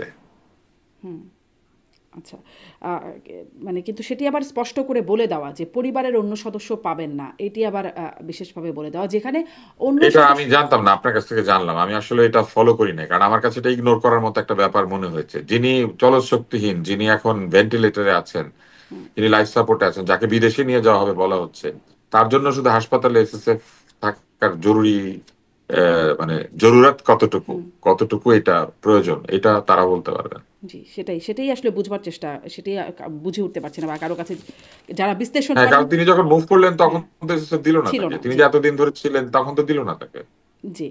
এই মানে পরিবারের কারো সাথে না, এটা নিয়েই একটু প্রশ্ন, একটু লেজ লাগিয়ে একটু প্রশ্ন করি যে তারেক রহমান তিনি তার সেই ফেসবুক পোস্টটা যেটি নিয়ে অনেক আলোচনা হলো, এতদিনে কি কোনো সামারি বা কোনো কনক্লুশনে যাওয়া গেল, বোঝা গেল কি কোনো কিছু যে আসলে মানে তার একক নিয়ন্ত্রণাধীন না, কোথা থেকে নিয়ন্ত্রণাধীন, কেন এটার স্পর্শকাতর? অনেক ব্যাখ্যা দিয়েছি, আমি নিজেও এটা ব্যাখ্যা করেছি যে হ্যাঁ, কেন একক নিয়ন্ত্রণাধীন থাকে না। তো এটা আর আমি বলতে চাই না। না খুব সংক্ষেপে মূল যদি বিষয় সামারি হচ্ছে করে যে, বলেন, কারণ সময়টা অনেক গড়িয়েছে, আমি অনেক আলোচনা সামারি করে হয়েছে। বলেছি হ্যাঁ, এই পর্যন্ত মনে হয় 5টা টক শোতে আমি বলেছি একই কথা। তো এই জন্য না বলি, শুধু এতটুকু বলি যে কোন দলেরই এইরকম সর্বোচ্চ নেতৃত্ব একক সিদ্ধান্তে কোথাও যায় না। এবং তার এই সিদ্ধান্তের সঙ্গে এমন কিছু হয়তো আছে যেটা উনি পুরোপুরি বলেন নাই, কিন্তু উনি তো ইঙ্গিত দিয়েছেন। তো স্বাভাবিকভাবেই তার নিজস্ব নিরাপত্তা তথ্য রয়েছে তার কাছে, তার মায়ের ভালো মন্দের চিন্তা রয়েছে, তাকে লন্ডন নিয়ে যাওয়ার যে প্রক্রিয়াটি এটা নিশ্চয়ই তার আগেই চিন্তা ভাবনা করেছেন। তো উনি কি কারণে একদিন বা 2 দিনের জন্য বাংলাদেশে আসবেন, তো সেই জন্য হয়তো আসেন নাই। তার মা যেহেতু লন্ডনে এটা যাবেন যদি বা কারণ যাওয়ার হয় ব্যাপার তাহলে একটা, তো উনি বলতেই পারতেন, স্পর্শকাতর হতো না সেই বিষয়টা, তাই না? না উনি সেটা, উনি যতগুলি কারণ আছে সবগুলি বলার চেষ্টা করেছেন। আমি বরং মনে করি যে এটা একটা গুড জেস্টার যে উনি একটা কারণ বলেন নাই। উনি অনেকগুলি কারণ বলেছেন এবং অনেকগুলো কারণই ভ্যালিড কারণ উনি কি কোনো তার। কারণ বলেছেন? উনি তো হ্যাঁ স্পর্শকাতর বলেছেন। বলেছেন শুধু। হ্যাঁ হ্যাঁ, উনি উনি বলেছেন যে তার সিদ্ধান্ত সবসময় নিজের হয় না, হ্যাঁ। এবং এই নিজের সিদ্ধান্ত ছাড়াও তার বিভিন্ন কিছুকে বিবেচনায় নিতে হয়, এবং সেই বিবেচনার বিষয়টা তিনি আমাদেরকে স্পর্শকাতর। ওই ওই স্টেটাসের মধ্যে বলেছেন, এবং বলেছেন স্পর্শকাতর বিধায় তিনি পুরোপুরি ব্যাখ্যা করছেন না। তো এতটুকু বুদ্ধি তো আমাদের থাকা উচিত যে কি কারণে একজন লোক আসতে পারছেন না বা কি কারণে না আসা হতে পারে তার, তাহলে এটা তো আমরা এই যে বিচার রহস্য, বিবেচনা মানে করতে পারি। স্পর্শকাতর শব্দটা বললেই তো মনে এখানে হচ্ছে কোনো কি আছে? রহস্য নাই, এখানে কোনোই রহস্য নাই, সেনসিটিভ, উনি কেন আসছেন। সেনসিটিভ? আপনি না, আপনি সহজভাবে দেখেন জিনিসটা, উনি কবে আসবেন উনি তো এটা বলেন নাই। ওনার মা অসুস্থ না হইলে এই কথাটা উঠতোই না, উনি কেন আসছেন না। তাহলে শুধু এইটুকুই কথা উঠতো যে না, উনি এই তো কথাটা আসবেন অনেকদিন আসবেন ধরেই উঠছে বলতেছেন। যে তিনি কবে না, আসবেন, কেন জল্পনা আসছেন না, কল্পনা হইতো, 5ই কিন্তু আগস্টের ওনার পরে। উপর এইভাবে চাপিয়ে দেওয়ার চেষ্টা হইতো না যে ওনাকে এখন আসতেই হবে, ওনার মা অসুস্থ, উনি কি করে আসেন না। তো এইটা ওনার উপরে আবেগের চাপ তৈরি করা হয়েছে, বাকি না আসার ব্যাপারটা তো পরিষ্কার ছিল আগে থেকে উনি আসছেন না। এবং একাধিকবার বিএনপির নেতারা একটা ইঙ্গিত দিয়েছেন যে উনি ও তফসিল ঘোষণা হলে ডিসেম্বর মাসের যে কোনো সময় উনি বাংলাদেশে চলে আসতে পারেন। তারা এটাও বলেছেন যে তার নিরাপত্তার বিষয়ে ব্যবস্থা নেওয়া হচ্ছে, সব নিরাপত্তার বস্তুগুলি বাংলাদেশে আসে নাই বা রেডি হয় নাই। তারা একটা বুলেট প্রুফ গাড়ির অর্ডার দেওয়ার বিষয়ে পত্রিকাকে জানিয়েছেন। তো এই বিষয়গুলি তো আমরা জানি যে তার নিরাপত্তার একটা আলাদা ব্যবস্থা তারা তৈরি করার চেষ্টা করছেন। ফলে উনি কেন আসছেন না এই প্রশ্ন যখন ছিল, এটার উত্তরও ছিল, শুধু এইবার তাকে আলাদাভাবে চাপ দেওয়া হয়েছে যে আপনার মা অসুস্থ, আপনি আসবেন না কেন। ওনার মা অসুস্থ, উনি আসবেন কি আসবেন না এটা উনি ডিসাইড করবেন। ওনার মা তো কিন্তু ওখানেই বাকিদের তো মা যে না, তার বাকিদের ডিসিশনটা নেত্রী। তার একক না, মানে নিরাপত্তার বিষয়টা আপনি তারপরে উনি বলছেন। বলেছেন যে আমি তারপরেও আসতে পারছি না, এই আবেগের কথা বিবেচনা করে, যে এখানে আরো কারণ রয়েছে। এইখানে একজন এই লেভেলের মানুষের সিদ্ধান্ত সবসময় নিজের একক সিদ্ধান্তে বা একক সিদ্ধান্তে নির্ভর করে না, অন্যান্য অনেক বিষয় বিবেচনায় নিতে হয়। সে অনেক বিষয়ের মধ্যে কি কি থাকতে পারে সেটা নিয়ে আমরা কথা বলেছি। জি। মানে এটাই, এই আলোচনাটাও আসছে আপনি যে নর্মালি চিন্তা বাংলাদেশে করেন না, ধরেন আপনি নিরাপত্তার নর্মালি বিষয়টা। চিন্তা হ্যাঁ। করেন, আপনি নর্মালি চিন্তা করেন, একটা মধ্যবিত্ত পরিবারের মানুষ যদি আপনি হতেন, আপনি আসবেন আবার মাকে নিয়ে ফেরত যাবেন, এই খরচটা আপনি করবেন কেন? কিন্তু মধ্যবিত্ত লোকটাকে আমি প্রশ্ন করবো না, উনি না আসলে বলবো হ্যাঁ তাই তো, আইসিইউ তো অনেক টাকা পয়সা লাগে, আবার বিমানের টিকিট দিবে, এয়ার অ্যাম্বুলেন্স করতেই তো জমি বিক্রি করে দিতে হচ্ছে, তখন আমরা এইগুলা বলতাম। আর এখন শুরু করেছি হচ্ছে উনি কেন আসে না, উনি ওনার মাকে দেখতে আসবে কি আসবে না এটা একান্তই তার পারিবারিক বিষয়, এটা নিয়ে কোনো প্রশ্ন নাই। উনি বাকি কেন আসে না সেটা তো উনি ওনার দলও বলেছে যে উনি আসবে, যে কোনো সময় চলে আসতো। বরং উল্টাটাই তো হইতো, এখন তফসিল না, ঘোষণা হয়ে এখানেই জন্য যাইতো প্রশ্নটা কয়েকদিনের হয়তো আরো মধ্যে। একটু বেশি করে আসে, কারণ তার দল তফসিল ধরেন। ঘোষণা হয়ে যাইতো, আপনি নর্মালি চিন্তা করেন, হ্যাঁ। উনি যদি অসুস্থ না হইতেন তফসিল ঘোষণা হইতো, উনি নিজেও ইলেকশন করতেন, 3টা সিটে তো তার নমিনেশন হওয়ার কথা আমি যতদূর জানি, তাইলে উনিও আসতেন, তারেক রহমান আসতেন, এইটা নিয়ে কোনো কথাবার্তাই হইতো না। উনি অসুস্থ হওয়াতে এত কথা জেগে উঠেছে। এত কথা হয়তো, কিন্তু কথা ছিল, কারণ তিনি মনে হয় সেপ্টেম্বরে সম্ভবত ডাক্তার জাহিদ তিনি বলেছেন, স্থায়ী কমিটির সদস্য ব্যক্তিগত চিকিৎসক বেগম জিয়া, তিনি বলেছিলেন যে কয়েক সপ্তাহের মধ্যে আসবেন, তারপরে শুনছি অক্টোবরে আসবেন, নভেম্বরের মধ্যে আসবেন। এগুলি ওনারা কেন তারেক রহমান বলেছেন ওনারা তারেক জানেন। রহমান নিজে বিবিসিকে সাক্ষাৎকার দিয়ে বলেছেন শিগগিরই আসছেন। মানে অনেকগুলো ভার্সন শোনা গেছে, আবার অনেকে বলেছেন আপনার ডিসেম্বরে আসছেন। শিগগিরই, আমি একটা মজার জিনিস বলি শারমিন, আপনার শিগগিরই আমার শিগগিরই আর আরেকজনের শিগগিরই এক না। কারো কাছে শিগগিরই মানে এক সপ্তাহ, কারো কাছে শিগগিরই মানে 1 মাস। যে কিনা 16 বছর ধরে বিদেশে আছে তার কাছে শিগগিরই মানে 1 বছর হইতে পারে। আমরা সারাক্ষণ না নিজের জুতা পায়ে দিয়ে অন্যের জুতার সাইজ মাপি, ওই জুতায় পা দিয়ে যদি দেখা যায় তাইলে বোঝা যাবে যে আসলে জুতাটা কত বড় না কত ছোট না কত টাইট হয়। জি। ওই জুতা আমরা দেখিই নাই। ওই জুতায় তো পা আমাদের দেবার মতো আসলে সুযোগও নাই, যার কারণে যারা তো তার যেহেতু নাই, আশেপাশে আমাদের আছেন। এত বিবেচনা করার দরকার নাই। তিনি ওনার মা তিনি অসুস্থ, তিনি উনি বাংলাদেশের আসেন নাই, ভবিষ্যৎ মা নেতা। তার কাছে যাচ্ছে, মা হ্যাঁ। তার কাছে যাচ্ছে। জি। উনি যাদের নেতা তারা এগুলো চিন্তা করবে। তারাই আপনি তো যদি বলছেন, মনে করেন আপনি মানে তো, ধরেন তারাই তো আপনি বলছেন তার ভোটার সেপ্টেম্বরে না, না আসবেন, তারা, অক্টোবরে আসবেন, আহা নভেম্বরে আপনি, আসবেন, কয়েক শারমিন, সপ্তাহের মধ্যে আসবেন। জি। শারমিন, হ্যাঁ। শারমিন, ওনারা কয়েক সপ্তাহ বলছে না কয়েক মাস বলছে, সেটা ওনারা কেন বলছে ওনারা জানে। আপনি আমাকে যেটা জিজ্ঞেস করেছেন আমি সেটার উত্তর দিচ্ছি, আমার উত্তরটা খুব সহজ। ওনার মাকে উনি দেখতে আসবে কি আসবে না এটা পারিবারিক বিষয়। আর উনি কেন দেরি করেছে, কবে আসবে এটা ডেফিনেটলি ঠিক করা আছে, উনি আসতো, আসবেই, না এসে তো এটা হবে না, উনি আসবে। কিন্তু সেই আসার সাথে এখন যে আমরা পাগল হয়ে উঠেছি উনি কেন আসছেন না, এটা শুধুমাত্র অসুস্থতার কারণে, আর কিছু না। কিন্তু এই যে আসছি আসছি মানে বারবার এটা বলা, শিগগিরই আসছেন বা কয়েক উনি সপ্তাহের একবারও মধ্যে বলেন আসছেন, আসছে আসছে, উনি বলেছে শিগগিরই। শিগগিরই ওনার আসছেন। শিগগিরই কিন্তু 2 বছর হলে আমার কাছে মনে হবে শিগগিরই, আচ্ছা, কারণ উনি 16 বছর দেশের ফেক বাইরে। টার্ম, হ্যাঁ, কয়েক সপ্তাহের মধ্যে আসছেন, হ্যাঁ, এক নভেম্বরে বছরও আসছেন, হইতে পারে, সেপ্টেম্বরে আসছেন, অক্টোবরে এক আসছেন, বছরও হইতে নভেম্বরে পারে, আসছেন। শিগগিরই মানে 1 বছরও হইতে পারে, হ্যাঁ, 1 বছরও হ্যাঁ, হইতে কিন্তু পারে। মানে আরো নেতারা যা বলছেন, নেতারাও গুরুত্বপূর্ণ নেতা, স্থায়ী কমিটির সদস্য তারা বলছেন মানে এই না, একটা জাহিদ সময়। ভাই কি অত গুরুত্বপূর্ণ নেতা? স্থায়ী কমিটির মেম্বার মানে এত বিরাট গুরুত্বপূর্ণ? আমির ওনার খসরু কাছ মাহমুদ থেকে কে, চৌধুরী বলেছেন। ওনার কাছ থেকে কে সংবাদ নিচ্ছে সে গুরুত্বপূর্ণ। উনি কাকে বলেছে উনি আসবে সেটা গুরুত্বপূর্ণ। হুম, তাহলে এটি কি একটা কৌশল নাকি এটি কেন মানে এই যে সময় দেওয়া বা একটা হাইপ রাখা যে আসছেন আসছেন, এটি কি একটা কৌশলের মধ্যে নাকি না, আমার কাছে সেটা সত্যিই? মনে হয় না। এগুলো মানুষ বলে। আসছেন আসছেন ম্যাক্সিমাম টাইম মানুষ বলেছে। উনি বলেন, উনি একবারই বলেছে বিবিসি কে যে হয়তো শিগগিরই ফিরবো বা শিগগিরই ফিরবো, এটা বলেছে। আচ্ছা, এই জন্য মানে মানে আলোচনাটা এতই বিস্তৃত যে এখানে -4 এই তত্ত্ব এখন চলছে যে -4 বাকি 2 কে, -4 মানে বাকি 2 কে। বাকিরা আগে যারা মাইনাস হয়ে গেছে তাই তো মিন করছে। দেখেন, -2 মানে ব্যক্তি না, -2 মানে দল। বুঝতে হবে, কারণ এই ব্যক্তি যারা তাদের উপরে দল, এই দলগুলি ব্যক্তির ইমেজের উপরে দাঁড়ানো দল। আওয়ামী লীগ ব্যক্তির ইমেজের উপরে দাঁড়ানো দল, বিএনপিও ব্যক্তির ইমেজের উপরে দাঁড়ানো দল। এদের প্রতিষ্ঠাতা বা এদের মূল যে নেতা বা নেতৃত্ব, তারা এত জনপ্রিয় হয়েছিলেন যে তাদের ওই জনপ্রিয়তাকে বহু বছর ধরে দলের সদস্যরা এনক্যাশ করতে পারছে।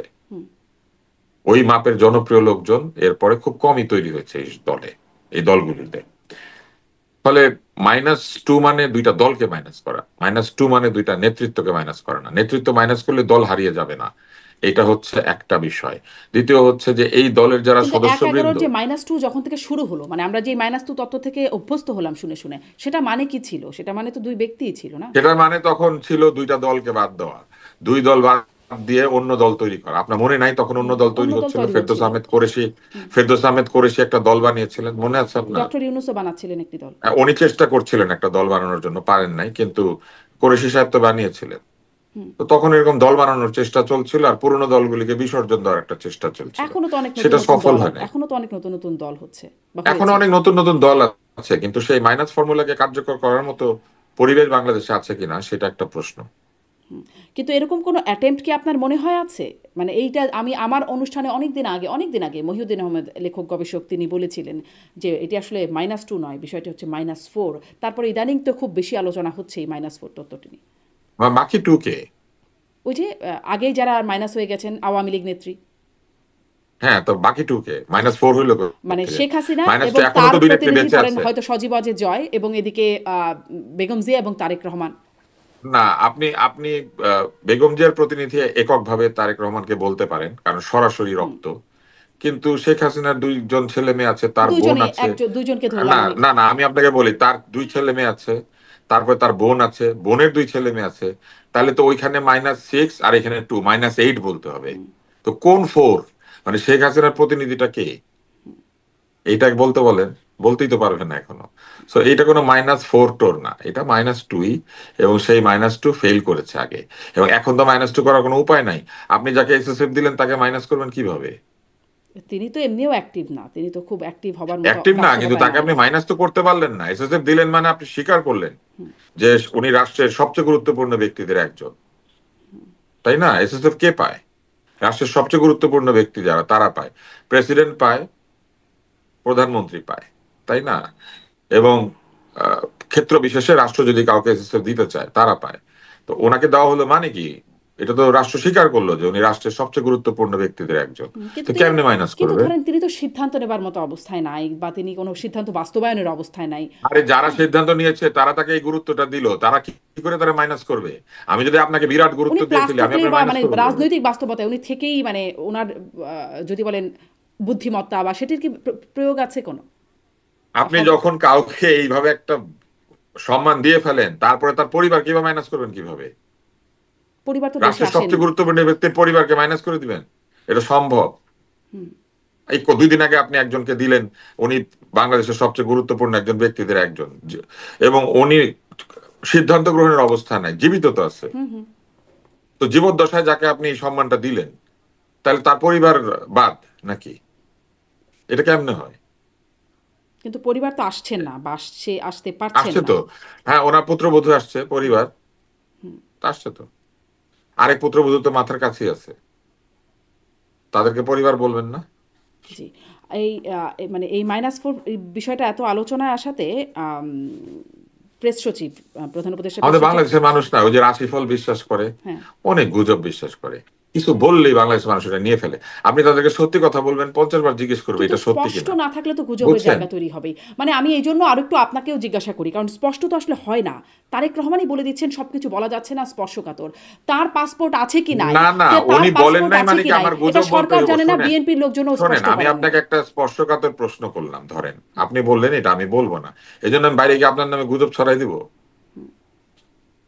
বলেন। না, গুজব না। তখন ধরেন পর্যালোচনা করতে করতে এমন অনেক কিছু চলে আসে যার কোনো না, ভিত্তিই নাই হয়তো। পর্যালোচনা এক জিনিস, আমি আর আপনি পর্যালোচনা করছি, এখনো পর্যন্ত একটা গুজব দেই নাই, হুম। কিন্তু এখন যদি গুজব দিয়ে ফেলি সেটা কি ঠিক হবে? তা তো উনি বেশ। বলছে স্পষ্টকাতর, আমি শুনবো স্পষ্টকাতর, ওয়েট করব যে কবে উনি এটা বলবে। কিন্তু আমি বাইরে গিয়ে নানান কিছু বলে টলে একটা মানে একটা ছেড়ে দিব বাজারে, -4 মাইনাস, এই জন্য আমি তো আপনাকে বললাম -4 কেন, বলতে তো হবে -8 তাইলে। হ্যাঁ, মাইনাস হয়তো আরো অনেক অনেক, মাইনাসের সংখ্যাটা আরো অনেক এবং হ্যাঁ, যার পরিবারের সদস্য বেশি তার পরিবারের মাইনাস বেশি। প্রেস সচিব বলছেন যে যারা আসলে এটা বলবেন, আপনিও কি তা এরকম মনে করেন কিনা, আপনি যেহেতু মাইনাসের তত্ত্বেই বিশ্বাস করছেন না, প্রেস সচিব না, বলছেন যারা আসলে। মাইনাসের তত্ত্ব ছিল কিন্তু এখন আর সেটা সম্ভব হবে না। কেউ যদি মাইনাস করার কথা চিন্তা করে তাহলে খুবই বোকামি হবে। হুম, মানে কেন বোকামি হবে? এই যে আপনি দিয়ে ফেলছেন, বলে ফেলছেন উনি পৃথিবী বাংলাদেশের সবচেয়ে গুরুত্বপূর্ণ ব্যক্তি, তারপরে বলবেন ওনার পরিবার মাইনাস হবে, কেমনে বলবেন? এটা তো মানে এটা কি বললে আর মুখে বলবে যে আসলে পরিবারকে মাইনাস করে দিলাম, এরকম কি কেউ বলবে? তো আপনি আপনি যে শুনে আসছেন কোত্থেকে শুনছেন, বলছে দেখে শুনছেন না? একটু আগে বললেন না মহিউদ্দিন সাহেব বলছে, একটু আগে বললেন না হ্যাঁ, মহিউদ্দিন হ্যাঁ, সাহেব বলছে, আপনি হ্যাঁ। বিশ্বাস করছেন? না, তো বিশ্বাস করেন না, এটা এইভাবেই তো, বলবে। এটা এটা একটা তত্ত্ব, মানে তিনি ছাড়াও অনেকেই হ্যাঁ, বলছেন। এইরকম তত্ত্ব দিবে, তো দিলে সেটা ভুল হবে। আচ্ছা, আপনি বলছেন এরকম এটা তত্ত্ব ভুল হবে। দিলে সেটা ঠিক হবে যারা না। এটা বলছেন তারা স্বৈরাচারের দোসর বলছেন প্রেস সচিব শফিকুল আলম। আপনার এটাতে কি কারা মত? বলছেন? মানে এই যে যারা -4 বলছেন তারা স্বৈরাচারের দোসর। এই দেখেন, আমি -4 কে অস্বীকার করছি, তাহলে আমি এখন আর আপনি দোষর দোসর না? না, হ্যাঁ। কিন্তু ওনাকে গিয়ে জিজ্ঞেস করলে উনি বলবে আমি সফট আওয়ামী লীগ, বলে ফেলবে। ওনাদের এইগুলার কথাবার্তার কোনো ঠিক নাই। হুম। বুঝছেন, ওনাদের কোনো কাউকে এখন মানে যুক্তি দিয়ে পরাভূত করতে না পারলেই বলে যারা এটা বলবেন তারা দোষর। ওনাদের একটা বরং একটা এই একটা জুলাই সনদের মতো একটা একটা ক্রাইটেরিয়া তৈরি করা উচিত, কি বলিলে কি হয়। হুম। ওখানে লেখা থাকবে আপনি কি বলিলে দোষর হবেন, কি বলিলে সফট হবেন, কি বলিলে হার্ড হবেন, কি বলিলে ধরা খাবেন। একটা ম্যানুয়াল থাকলে ভালো হতো। জি, অবশ্য মানে ম্যানুয়াল আসলেই দরকার মনে হয়। গুলশান থানার ওসি দেখছিলাম, একটা রিপোর্ট দেখছিলাম, টেলিভিশন রিপোর্ট, যে একজন ব্যারিস্টার আহসান হাবিব সম্ভবত তার নাম, তার বাসায় গেছেন তাকে স্বৈরাচারের দোষর হিসেবে গ্রেপ্তার করতে। তার বিরুদ্ধে কোনো মামলাও নাই। মানে স্বৈরাচারের দোষর কি এখন একটা ক্রিমিনাল অফেন্স হিসেবে পেনাল কোডেও যুক্ত করার সময় আসছে কিনা? এটা আমি জানি না, মানে এইটা তো আসলে আপনি একটা প্রশ্ন করেছেন, এই প্রশ্নটা আসলে আহ মানে এক ধরনের, আমি বলবো যে অবান্তর। কেননা পেনাল কোডে কোনো কিছু সংযোজন করতে গেলে সরকারকে সেটা করতে হবে, এটা একটা প্রক্রিয়া আছে, প্রক্রিয়ার বাইরে গিয়ে কোনো কিছু পেনাল কোডে সংযোজন করা যায় না। তবে আমাদের পুলিশ যে কাউকে যে কোনো অভিযোগে গ্রেপ্তার করতে পারে, কারণ আমাদের কালো আইনগুলো বাতিল হয় নাই। পুলিশ কিন্তু সন্দেহবশত আপনাকে আটক করতে পারে, এবং বিভিন্ন আইনে এটা করার অধিকার আছে। এমনকি যে সাইবার ল আছে না, সেখানেও সন্দেহবশত সে আপনার আটক করে নিয়ে যেতে পারে, আপনার ডিভাইস সিজ করতে পারে। এগুলো কিন্তু ছিল আওয়ামী লীগের সময়, যেটা নিয়ে আমরা অনেক তর্ক করেছি, সেই সময় বলেছি যে এগুলো অন্যায়, এগুলো খারাপ আইন। তো সেই রকম এই ডিটেনশনের ল কিন্তু আমাদের এখানে আছে। এই ডিটেনশনের লতে এক ধরনের অধিকারহীনতাও আছে। আপনি দেখবেন যে এটা নিয়ে এই অন্তর্বর্তী সরকারের আইন উপদেষ্টাও কথা বলেছিলেন। তিনি বলেছিলেন যে 24 ঘন্টার মধ্যে প্রডিউস করতে হবে, একটা ব্যাপার ছিল। এই বিষয়টা নিয়ে তিনি কথা বলেছিলেন যে আহ, আটক হলে কত দিনের মধ্যে তাকে প্রডিউস করতে হবে, এটা নিয়ে তারা কাজ করছিলেন। তো এই বিষয়গুলি তিনি বলেছিলেন। তো পরে আবার এটার একটু ব্যত্যয় হয়েছে বলে পত্রিকাতে আবার এটাও এসেছে যে উনি তো বলেছিলেন 24 ঘন্টা, তাহলে কেন বেশি হইলো, কেন 48 ঘন্টা হইলো, এরকম কথাবার্তা এসেছে। তো মূল বিষয় হচ্ছে যে আমাদের এখানে পুলিশ যে কাউকে বিনা কারণে নিজের সন্দেহে গ্রেপ্তার করে ফেলতে পারে, এটা একটা খারাপ আহ, ওর বিষয়, এটা ঠিক না আর কি। জি। কিন্তু তারপরও অনেকেই বলে যে এটা না থাকলে পরে অনেক অপরাধী পার পেয়ে যাবে, অনেককে ধরে মানে চেনা চেনা লাগলো, মনে হলো অপরাধী, ধরে নিয়ে আটকায় রেখে সার্চ করে দেখলো আসলে অপরাধী। তো পুলিশকে এই জায়গাগুলো দিয়ে রেখেছে।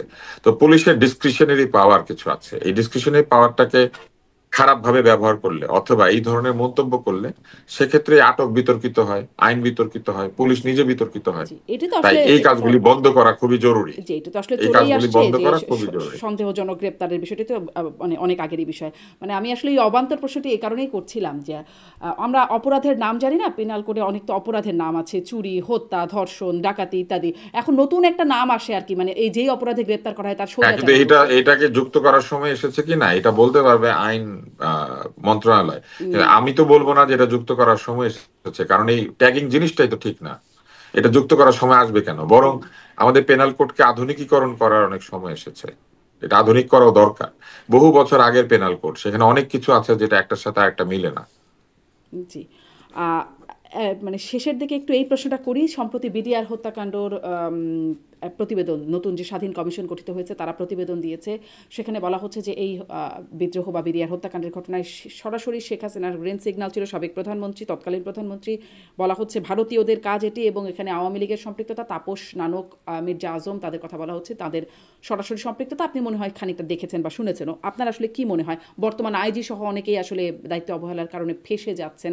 আর আইজিকে লিগ্যাল নোটিশও দেওয়া হয়েছে তাকে সরার জন্য বা সরানোর জন্য। আপনার কাছে আসলে এই প্রতিবেদন সম্পর্কে আপনার একটা ছোট মন্তব্য জানতে চাই। যারা প্রতিবেদন দিয়েছে নিশ্চয়ই তাদের কাছে সেরকম প্রমাণ রয়েছে। শুধু মৌখিক সাক্ষ্যের ভিত্তিতে তো এটা বলা যাবে না, প্রমাণ লাগবে। তো নিশ্চিত প্রমাণ ছাড়া তারা এতগুলি নাম যুক্ত করেন নাই। তাই এই প্রতিবেদন যারা দিয়েছেন তাদের কাছে কি প্রমাণ আছে সেটা তো সরকারকে জিজ্ঞেস করতে হবে এবং সরকারকে সেটা তদন্ত করে দেখতে হবে। এই প্রতিবেদন তো তদন্ত প্রতিবেদন না। এই প্রতিবেদন আসলে কি আমি জানি না। কারণ যদি তদন্ত হয়ে থাকে তাহলে এই প্রতিবেদনের ভিত্তিতেই মামলা হয়ে যাওয়ার কথা। তো যদি তাই হয়ে থাকে তাহলে নিশ্চয়ই সাক্ষী প্রমাণ সব আছে। তো সেই সাক্ষ্য প্রমাণ কি সেটা তো আসলে জানতে হবে, না জেনে কি করে বলবো। কিন্তু এমন কয়েকজনের নাম আছে যেটা আমার কাছে বেশ অবাক লেগেছে, কারণ একজনের মেয়ের জামাই মারা গিয়েছেন এই বিদ্রোহের সময় বা এই তৎকালীন এই আইজির কথা বলছেন। এই দুর্ঘটনার সময়। এই শব্দটা তো কি হবে, হত্যাকাণ্ড, এই হত্যাকাণ্ডের সময়। তো এই হত্যাকাণ্ডের সময় তার মেয়ের জামাই মারা গিয়েছেন কিন্তু তার নাম আছে। তো এটা আমার কাছে একটু অবাক লেগেছে, নিজের মেয়ের জামাইকে কেউ কি এটা করবে কিনা আর কি। তো এরকম অনেক প্রশ্ন উঠতে পারে। এত নাম যেখানে জড়িত, এত এত লোক, সেটাও একটা নিশ্চয়ই প্রত্যেকের বিরুদ্ধে সাক্ষ্য প্রমাণ নিশ্চয়ই আছে, তা না হলে এটা বলবে কেন? তো আমাদের অপেক্ষা করতে হবে দেখার জন্য যে আসলে কি সাক্ষ্য মানে প্রমাণ আগেও তো রয়েছে। তদন্ত কমিটি, মানে তদন্ত হয়েছে, তখনও সাক্ষ্য প্রমাণ, মামলাও হচ্ছে। মামলার একটা পর্যায়ে চলেও আসছে, অনেকের মৃত্যুদণ্ডও হয়েছে। আবার বর্তমান স্বরাষ্ট্র উপদেষ্টা তিনিও তদন্ত কমিটির প্রধান ছিলেন, সেনাবাহিনীর, তিনিও তদন্ত কমিটি করেছেন। মানে সবগুলোই তো আসলে তদন্ত। আপনি দেখেন উত্তরগুলা জানেন, তারপর আমার মুখ থেকে শুনতে চাচ্ছেন। এই উনি বলবেন, উনি যেহেতু আগে তদন্ত করেছিলেন, উনি কেন পান নাই, এরা কেন পেয়েছে। এই দুই পক্ষকে নিশ্চয়ই আদালত ডেকে পাঠাবে যদি এইটা নিয়ে সত্যি মামলা হয়। ওনাকেও সাক্ষী হইতে হবে, এখন যিনি স্বরাষ্ট্র উপদেষ্টা উনি তো তদন্ত করেছিলেন। উনি বলবেন ওনার তদন্তে ধরা পড়লো না, এই তদন্তে ধরা পড়লো কিভাবে, এটা বলতে হবে। জি, কিন্তু আসলে বলছেন না, এজন্য আরো প্রশ্ন যে এর ও, বাইরে কি কেউ কিছু কি আছে? কিছু বলে বাংলাদেশে? আপনি বলেন তো, আপনি কাউকে দেখেছেন কিছু বলতে? বাংলাদেশে কেউ কিছু বলে?